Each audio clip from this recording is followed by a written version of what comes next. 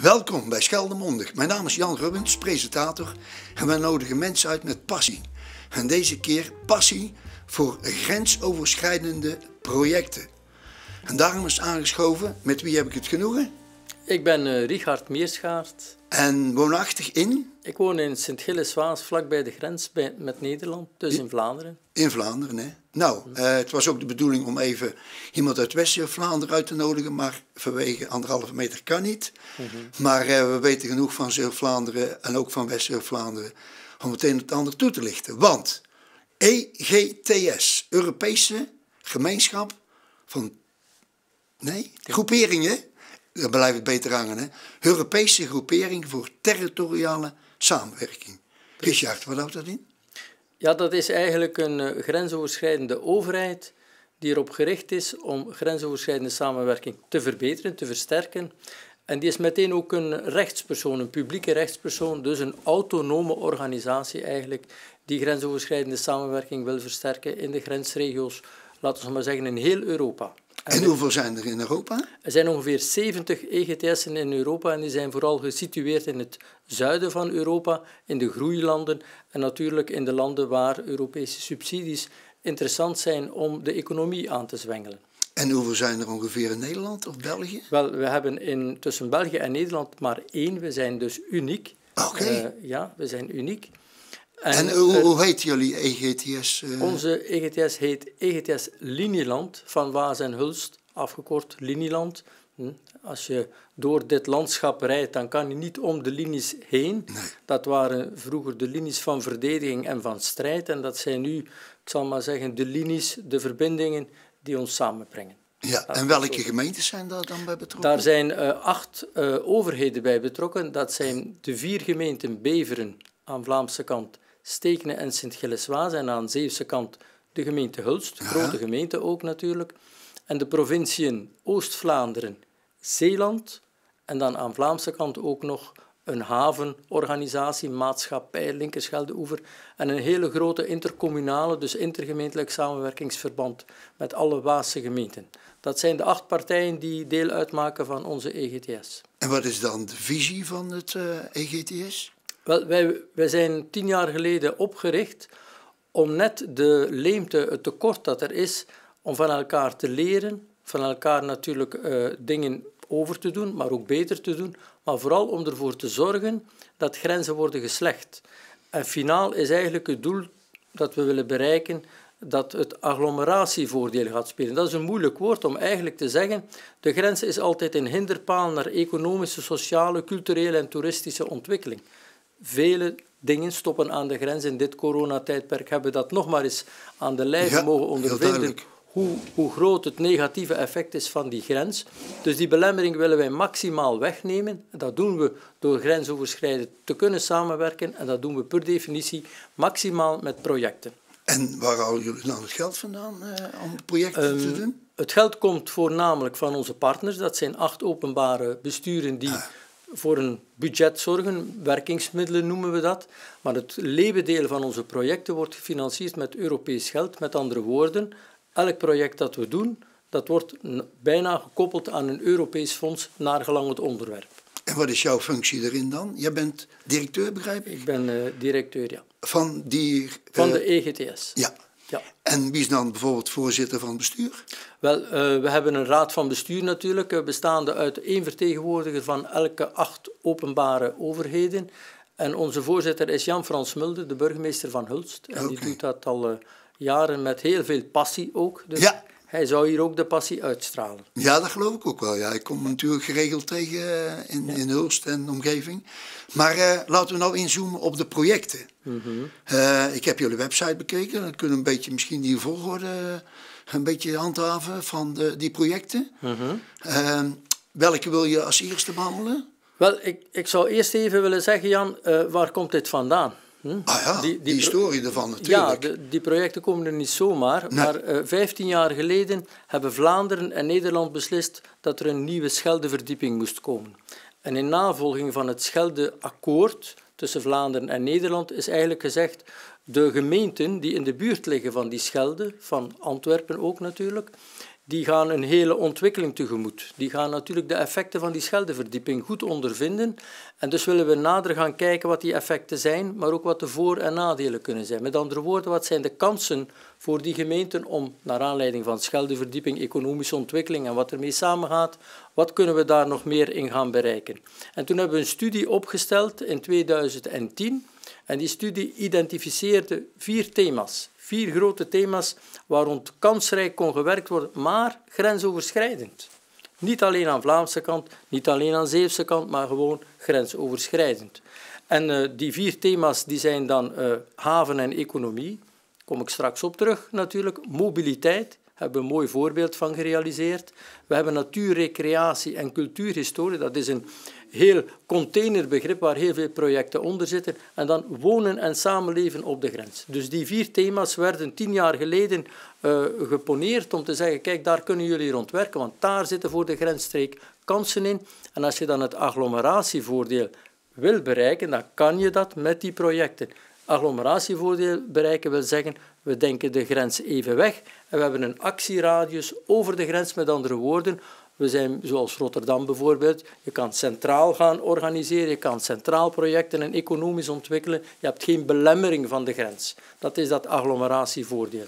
Ja, en je bent begonnen met economie. En welk project is dat dan? Wel, we zijn eigenlijk begonnen met mobiliteit. Oh. Mobiliteit, waarom? Omdat al 15 jaar lang, nog voor de studie gemaakt is in 2010, er sprake was van de problemen op de verbinding tussen Vlaanderen en Nederland.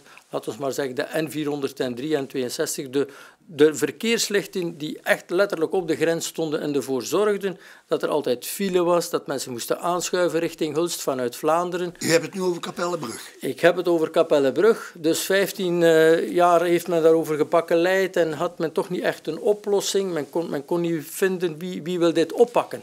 Uiteindelijk is dan bij de oprichting van onze EGTS gezegd, kijk, dit is nu een case. Kunnen jullie met de EGTS er niet voor zorgen dat we dit probleem eindelijk eens kunnen gaan oplossen? En toen zijn we heel intens gaan samenwerken met de provincie Zeeland, gemeente Hulst. Maar hebben wij het gecoördineerd als EGTS? Wij hebben geen lokaal belang, wij hebben geen Zeeuws belang, we hebben geen Vlaams belang. Nee, we hebben een grensoverschrijdend belang. En dat is natuurlijk het verschil. En we zijn er eigenlijk toen op vrij korte tijd in geslaagd om die verkeerslichten helemaal weg te doen en daar een mooie rotonde op de grens te leggen, waardoor de mobiliteit, de doorstroming voor verkeer vlekkeloos verloopt nu. En dat is voor heel veel mensen nu deugdelijk om zo over de grens te kunnen rijden. Ja, jullie noemen dat een rondpunt, hè? Wij noemen het een O-vonde. Dus een O-vonde. Het is een rotonde die wat langer gemaakt is. Dus daarom noemen we het O-vonde. O-vonde, ja. Dus ja, en wanneer is dat gerealiseerd dan? Dat hebben we in 2014 gerealiseerd. Dus vrij kort nadat we opgestart zijn in 2011 was het al klaar in 2014. Oh ja, ik denk dat veel mensen dat niet weten, dat dat uit jullie koker komt. Ja, dat is... Vandaar dat ik je uitgenodigd heb. Ja. Want je hebt een keer bij de Oudtijdkundige Kring een prachtige presentatie gehouden. Ik dacht, die moet ik hebben in de studio. Vertel verder, het tweede project. Ja, het tweede project. Dus haven en economie is een belangrijk thema natuurlijk, omwille van de nabijheid van de haven van Antwerpen. En de grens is daar echt ook wel een belemmering. Waarom is die grens op economisch vlak een belemmering? Omdat in heel het havengebied er enorm veel banen zijn. Ook aan de Zeeuwse kant, Terneuzen, net hetzelfde. En wat is ons opzet? Wij denken, je moet een gemeenschappelijke arbeidsmarkt maken, een grensoverschrijdende arbeidsmarkt, waardoor de kansen voor mensen langs weerszijden van de grens groter worden om werk te vinden of om de geschikte baan te vinden. En daarom hebben wij jaren geleden samen met onze partners, met UWV, met VDAB, gemeenten enzovoort, een heel team, hebben we een grensoverschrijdende jobbeurs, banenbeurs georganiseerd. En die organiseren we elk jaar met heel veel succes. Vorig jaar hadden we meer dan 100 standhouders, bedrijven die daar willen komen staan. In het stadion van Waasland-Beveren is dat. Ja. Dat is ruim genoeg om dat te kunnen doen. Het moet ook groot zijn, want je ontvangt dan bijna 1000 mensen. Ja, ik ben er ook geweest. Het was niet alleen leerzaam, maar het was ook gewoon gezellig. Ja, dat proberen we ook. We proberen de combinatie te maken tussen informatiedelen met, ik zal maar zeggen, de werkzoekenden. Ja. Tegelijkertijd is het een netwerkmoment voor bedrijven En meteen zorgen we ervoor dat banen bekend worden aan weerszijden van de grens. Maar ik weet nog goed dat er heel veel technici, die werden gewoon in de kraag gepakt om, kom bij ons werken. Ja, er zijn bedrijven die daar staan, grote bedrijven, en die zijn dan tevreden wanneer ze 1 vacature ingevuld krijgen, omdat de krapte op de arbeidsmarkt zo groot is en die technische profielen zo specifiek zijn, dat we een vervolgproject eraan gekoppeld hebben, wat wij noemen Taskforce knelpuntberoepen. Dus we hebben een taskforce opgericht en we willen heel specifiek, grensoverschrijdend, die technische knelpuntberoepen scherper in beeld hebben, daar beter op inzoomen, een goede behandeling voor werkzoekenden uittekenen en vooral ook het onderwijs sterker maken om te zorgen dat jonge mensen meer instromen in dat technisch onderwijs. Dat doen we op digitale wijze met allerlei filmpjes en data die we versturen. Maar er zijn geen bijeenkomsten daarvoor? Maar daar zijn ook geen bijeenkomsten voor, maar we organiseren wel langs weerszijden van de grens, dat is het opzet, stageplaatsen. Oh, ja. Dus een student uit Zeeuws-Vlaanderen, bijvoorbeeld hier uit Oostburg of uit het Hulsterse, die moet een stage kunnen volgen aan weerszijden aan de andere kant van de grens en omgekeerd, wat weer die kansen op die arbeidsmarkt vergroot. Okay. Dus we willen nadrukkelijk inzetten op economische ontwikkeling, maar grensoverschrijdend. En we denken dat daar heel veel potentieel voor is, maar ook heel veel belemmeringen nog. En we werken dan eraan om die belemmeringen ook aan te pakken. Ah, ja. Ja, dat is heel lastig. Het onderwijs is verschillend aan weerszijden van de grens. Dan gaan we kijken wat zijn de profielen die men daar opleidt. Kunnen we die stroomlijnen, kunnen we die sterker maken, zodat jongens, meisjes langs weerszijden van de grens toch meer kans hebben op een baan. Oh ja. En dan bedrijvenavond, die organiseren jullie ook? Hè? Ja, dat is merkwaardig om vast te stellen. We doen dat intussen ook al een 6-7-tal jaar. Dat is dat we in navolging wat ooit in Hulst begonnen is, een bedrijvenavond voor iedereen, zijn wij er nu ongeveer 6 jaar mee bezig om dat grensoverschrijdend te doen. En dan stel je merkwaardig genoeg vast dat een bedrijf aan de Vlaamse kant, 10 meter voorbij de grens, niet weet dat er een bedrijf is aan de andere kant dat voor hen interessant kan zijn om zaken mee te doen. De laatste bedrijvenavond hadden we 6 autobussen, autocars, die rondgereden hebben. Je was er ook bij, denk ik, Jan. Ik ben er ook bij. Ja, je was er ook bij. Ja. Dus heel interessant. We gaan dan 's avonds een 6-tal bedrijven bezoeken die heel interessante dingen kunnen tonen. En dan hebben we nadien met een enquête gemeten bij de deelnemers, bij de mensen uit de bedrijven. Ga je nu iets bijgeleerd hebben op die bedrijvenavond en ga je nu misschien ook zaken doen? En dan hebben 3/4 van de deelnemers bevestigd, wij gaan nu zaken doen met een bedrijf dat we nog niet kenden. Ja, het is ongelooflijk, want ik ben zelf mee geweest. Ik heb 2 bedrijven bezocht waar ik nooit van gehoord had. En het was net over de grens. Precies. Dus het is ook altijd mijn bedoeling geweest om... laat ons dat gemeenschappelijke versterken en laat ons langs weerszijden van de grens toch maar goed kijken wat is daar allemaal, welke interessante zaken leren we van elkaar en hoe kunnen we in deze grensregio toch elkaar versterken en niet concurrentieel zijn, dat hoeft niet altijd. Nee, want we kijken heel vaak als Zeeuws-Vlaanderen naar Nederland, maar als je een lijn trekt onder de grens van Zeeuws-Vlaanderen en België, en parallel aan die grens, en 10 kilometer verder, hoeveel mensen wonen daar, denk je, schat je?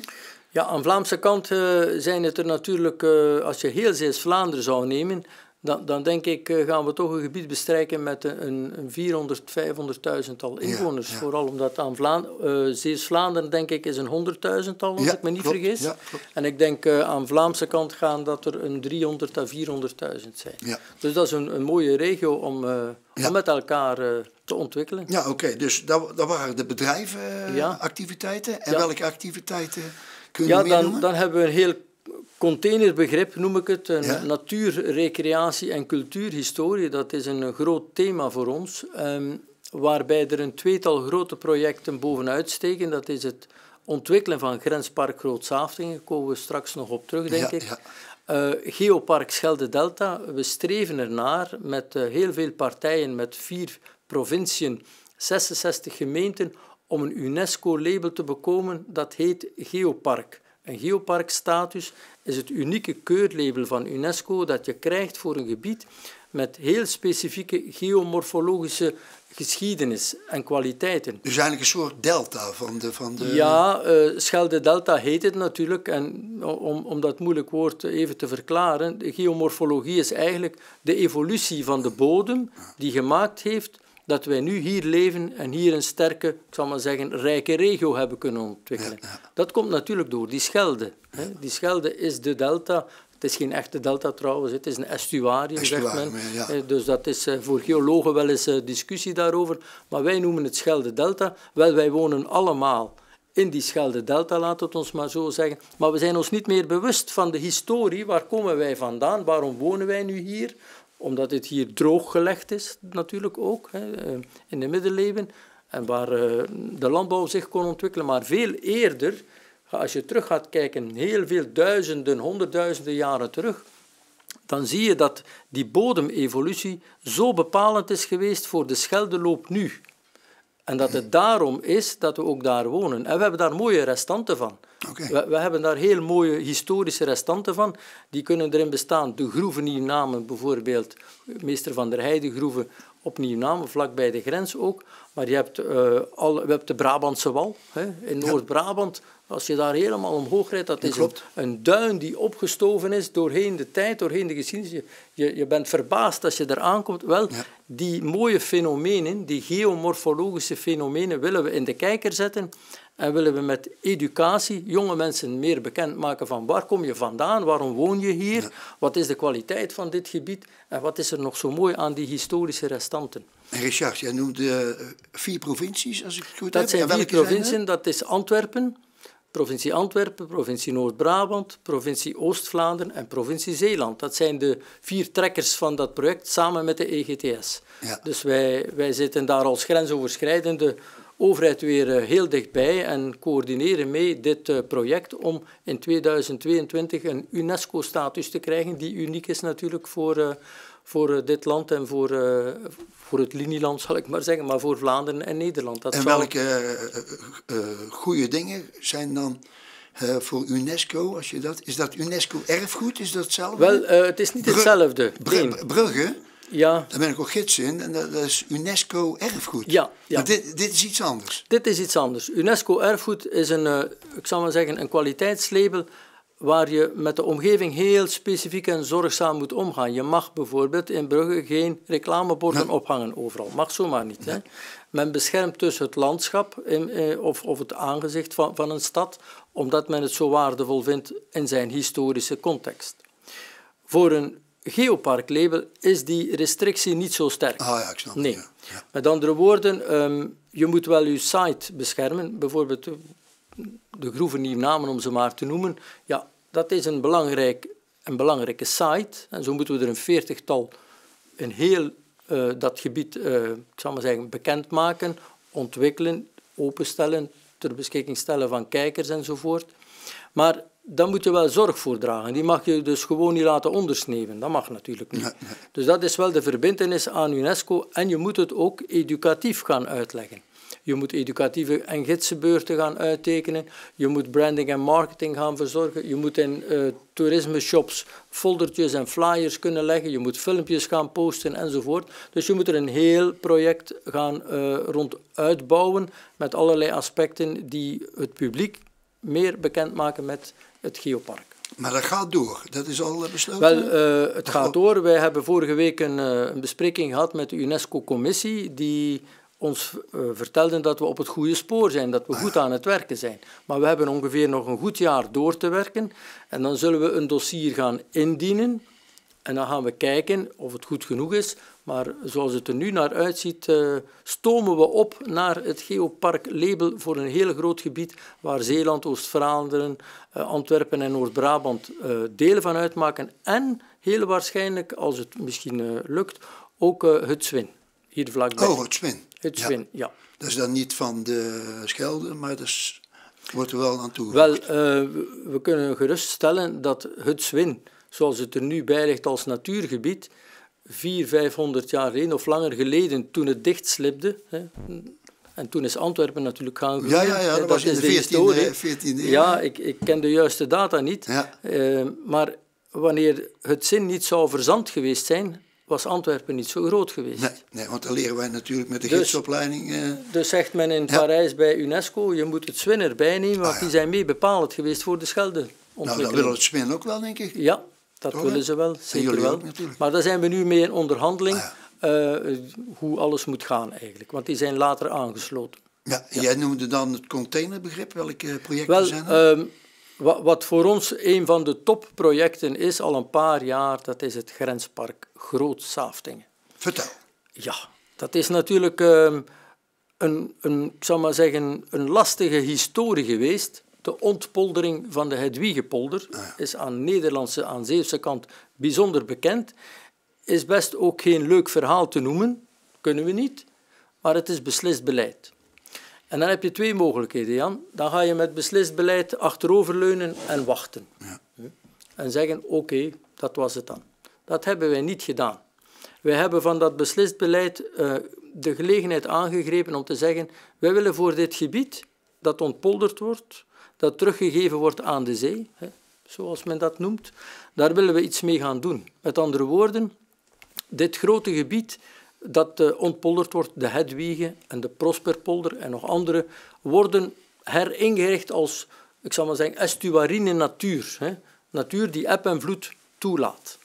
Daar ontstaat een hele nieuwe biodiversiteit. Nu kan je die biodiversiteit opsluiten in, ik zal maar zeggen, reservaten, waar je niet in mag komen. En dat moet ook af en toe om de vogels te kunnen laten broeden en de dieren, ik zal maar zeggen, met rust te laten.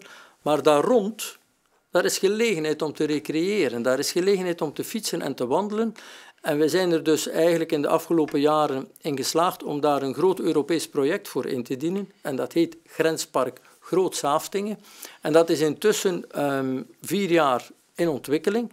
Daar worden aan de ene kant biodiversiteitsacties in verricht. Bijvoorbeeld het bouwen van een vleermuistoren. Het aandacht hebben voor kiekendiefvriendelijke teelten. Want de kiekendief is een bedreigde soort daar. Dus gaan we akkerranden inzaaien met kiekendiefvriendelijke teelten. Dus we doen allerlei combi-maatregelen om ervoor te zorgen dat de biodiversiteit toeneemt. Tweede element wat we daar in dat gebied willen doen is dat we de samenhorigheid tussen die spanningsvelden natuur, landbouw en haven, die natuurlijk altijd aanwezig geweest zijn en sterk op scherp stonden tijdens de ontpolderingsdiscussie, maar meteen ook natuurlijk moesten zorgen dat ze samenwerkten. Natuur is moeten gaan samenwerken met de haven. De boeren moeten gaan kijken naar nieuwe verdienmodellen om in de toekomst ook nog de landbouw levend te houden. En die samenwerking, die proberen wij sterk tot stand te brengen. Dat doen we door in het grenspark de mensen bijeen te brengen, ze te laten discussiëren over nieuwe kansen voor het gebied. Want het is een heel ander gebied. Het wordt eigenlijk ook een nieuwe wereld. Je ontdekt daar ook een nieuwe wereld.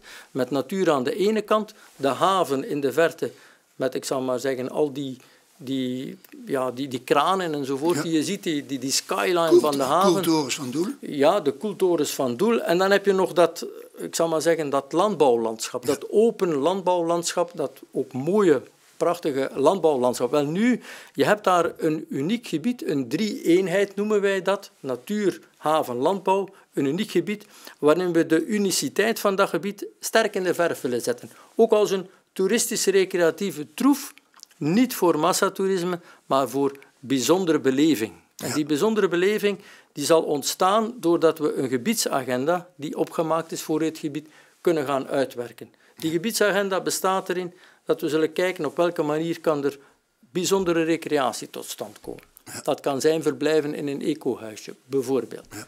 Maar dat kan ook zijn dat je bijzondere excursies maakt in het gebied. Saaftingen is vlakbij, er ontstaat een nieuw gebied daarnaast. Dat wordt 1 gebied Groot-Saaftingen. Dus wat brengt dat aan nieuwigheid mee, aan natuurontwikkeling? Moeten we nog zien natuurlijk. Ja. En dan is het ook de bedoeling om economische meerwaarde te gaan geven aan het gebied. En we proberen dan ook eigenlijk heel veel mensen te betrekken daarbij en mensen die een hart hebben voor de streek, voor die nieuwe ontwikkeling. Dat noemen we de stakeholders. Ah, ja. Dat is een woord dat ontstaan is in dit grenspark, wat ik vind moet absoluut in de dikke vandalen. Dat is het woord stakeholders. Stakeholders zijn mensen met een hart voor de streek. Ja. Daar ben je zelf ook een van, Jan. Je bent gids, hè? Ik ben streekholdergids en gastheer. En gastheer. Nou, wat wil je nog meer? Hè? Nou, ik heb er zelf Polder Rieke opgericht toen. Want ik denk hetzelfde als jij. De Raad van State heeft besloten dat die polder onder water gaat. Ik ben zelf een boerenzoon. Kun je 2 dingen doen. Je kunt zeggen, wij zijn rijk aan polders. En dan heb ik 2000 foto's laten maken met een bordje. Dat zul je straks op mijn bezoek wel even laten zien. En daarmee ga ik naar bejaardentehuizen. Ja. Geweldig hoe mensen dat vinden. Dan begin ik met de radartoren in Ossenisse. En gewoon een geweldig project. En de complimenten voor EGTS en zeker voor het hele projectteam van Renspark Grootsaftingen om al in een vroeg stadium alle mensen erbij te betrekken. Ja. Ik wil even nog naar niemandsland gaan. Ja. Vertel. Ja, we doen ook een wat we noemen transnationaal leaderproject. Ook weer wat complex. Hoe schrijf je leader? Leader schrijf je, dat is een Frans woord hoor, dat is een afkorting zoals je het op zijn Engels formuleert, L-E-A-D-E-R, leader. Niet op een andere wijze. Maar het komt erop neer dat is een Europees plattelandsfonds. Okay. En Europa wil met dat fonds projecten stimuleren om meer aandacht te hebben voor het landschap en het agrarische kenmerk dat je in het landschap terug kan vinden, maar ook in de omgeving. En we hebben zo'n leadergroep aan Zeeuwse kant. Leader Zeeuws-Vlaanderen heet dat. Dus dat zijn al 3 de gemeentes? Dat zijn 3 de gemeentes, die zijn lid van Leader Zeeuws-Vlaanderen. Daar zit ik ook in het bestuur, maar ik zit ook in het bestuur van Leader Waasland, aan de Vlaamse kant. Oh ja. En we hebben ervoor gezorgd dat die beide samen gaan werken. Okay. En daar 1 project uittekenen, en dat is transnationale leaderproject Bourgondische Buren, heet dat. En hoe schrijf je dat? Bourgondische Buren, boer, letterlijk, agrariër, ja. Boer, Bourgondisch, kennen we in de, ik zal maar zeggen, Franse versie van het Bourgondische leven. Ja. Bourgondisch slaat hier meer op het agrarische. Buren, we zijn buren van elkaar en we willen samen dingen doen. En daar hebben we 3 grote doelstellingen in. Dat is 1, de streekproducten, zoals er daar net in stond, hè, ja. Van de appelaar. Die streekproducten beter bekendmaken, maar ook weer langs weerszijden van de grens. Oh ja. Dat is niet eenvoudig, omdat uitwisseling van voedingsproducten over de grens ook weer gebonden is aan regeltjes. Dan willen we kijken, waaraan moet je voldoen, kunnen we dat vereenvoudigen, enzovoort. Tweede doelstelling is dat we het agrarisch toerisme, het plattelandstoerisme in onze grensregio, die zo prachtig is, ik ben weer hier door het mooie, platte, vlakke land naar hier gereden, ja. Tussen de bomenrijen, de ruisende populieren. Ja, ik moet het niet verbeelden, u kent het zelf goed genoeg. Dat is schitterend natuurlijk. Wel, dat willen we nog meer stimuleren door arrangementen te gaan uitwerken, ook weer grensoverschrijdend. Ja. En een derde, waar u op doelt, is, we willen een uitzichtpunt oprichten op de grens tussen Stekene en Hulst, eigenlijk in de bossen, in het waterwingebied, in de waterwinbossen van Sint-Jansteen. Omdat we daar uitkijken aan de ene kant over de polder, aan de andere kant over de bossen. Ja. En daar hebben we een architectuurwedstrijd van gemaakt en die heet Uitzichtpunt Niemandsland. Ah ja. En dat noemen we Uitzichtpunt Niemandsland. Dat is een uitzichtpunt dat opgericht wordt op de grenspaal tussen België en Nederland. Daar letterlijk bovenop zal staan, 20, 25 meter hoog. En die bevindt zich in een strook die in Wereldoorlog 1 Niemandsland genoemd werd. Met die elektrieke draad. Want daar stond de dodendraad, die dus de doorgang versperde van België naar Nederland en omgekeerd eigenlijk. En de strook daartussenin, die ongeveer 20 meter was geloof ik, noemde men Niemandsland. Maar als je in Niemandsland belandde, dan zag je er niet goed voor, want dan had je heel waarschijnlijk de kans om neergeknald te worden. En wat is de timing dan van dat project? Wij zijn nu op dit moment bezig met de architectuurwedstrijd. Dus dat is juni? Dat is inderdaad juni. We hebben 11 ontwerpen binnengekregen. Daar gaat de jury nu over jureren. Kijken welke ontwerpen komen in aanmerking voor de volgende ronde. En dan zal tegen, denk ik, 1 oktober of zoiets, zal bekend zijn wie het mag gaan uitvoeren, welke ontwerper mag het uitzichtpunt gaan bouwen. Dus oktober 2020? 20 gaan we de opdracht toewijzen. Dat is een wetgeving, overheidsopdracht die dan speelt natuurlijk. Dat moet heel officieel allemaal, want het is met Europees geld. Hè. Oh ja. Daar hebben we heel veel verantwoording over af te leggen. Ja. Dus dat moet heel correct gebeuren. Dus dan denken we dat we kunnen bouwen begin 2021. En wanneer is dan... kun je daar ook op? dan moet je erop kunnen. Ja, het wordt Ah, ja. een uitzichtpunt, absoluut. Ja, dat is de bedoeling. Ja. Het wordt een uitzichtpunt met aandacht voor de streekomgeving, voor ik zal maar zeggen, de streekproducten die in de regio verkrijgbaar zijn enzovoort. Dus in elk geval, dat wordt een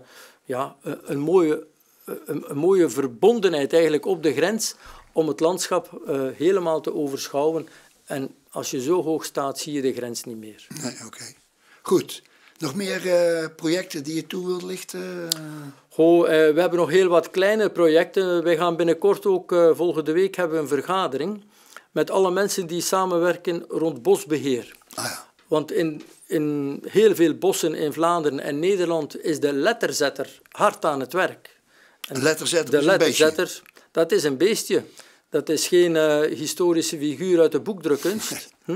Dat is niet iemand van de familie van Gutenberg of zo. Nee, de letterzetter is een kever die omwille van de droogte, heb ik me laten vertellen, in de schors doordringt en daar de schors eigenlijk een stukje uitvreet, waardoor er geen sapstroom meer naar boven naar de takken van de bomen gaat en waardoor naaldbomen in onze bossen stilaan opgevreten worden, kaalgevreten worden. Daar moet iets tegen gebeuren. En men heeft ons gevraagd of we dat ook niet eventueel grensoverschrijdend kunnen aanpakken. Tuurlijk. Dan hebben we natuurlijk meteen weer een sterkere optie op het bestrijden van die kever. Okay. Dat gaan we proberen. Dan de voorlaatste vraag is, hoe kunnen ze jullie bereiken? Welke website? Wel, onze website is www, dus World Wide Web, maar gewoon egtslinieland.of.eu. Ik herhaal het nog eens, egtslinieland.eu. En mijn laatste vraag is dan, zou je mijn gastheer bordje even willen tonen? Ik ben blij, Jan, dat jij de eigenaar bent en de gastheer voor Grenspark Groot-Saafstingen. En ik denk dat iedereen daar op termijn echt eens naartoe moet, want het is een nieuwe wereld, een prachtig gebied en het verdient, en ook de mensen die er wonen, verdienen de aandacht, want ze hebben heel veel jaren het lastig gehad. Maar hier is de nieuwe toekomst, Grenspark Groot-Saafstingen. Oké. Nou, dan ga ik de kijkers bedanken. Nou, beste kijkers, we hebben heel wat geleerd van Richard. Die heeft echt met passie verteld wat er allemaal in zijn projectteam gebeurt en nog gaat gebeuren. Hartelijk dank voor jullie kijken. En Richard, hartelijk dank voor jouw komst en ook jouw uiteenzetting. En we zien elkaar, hè? Absoluut. Oké. Tot ziens. Tot ziens, hè? Dank u wel. Dank je wel.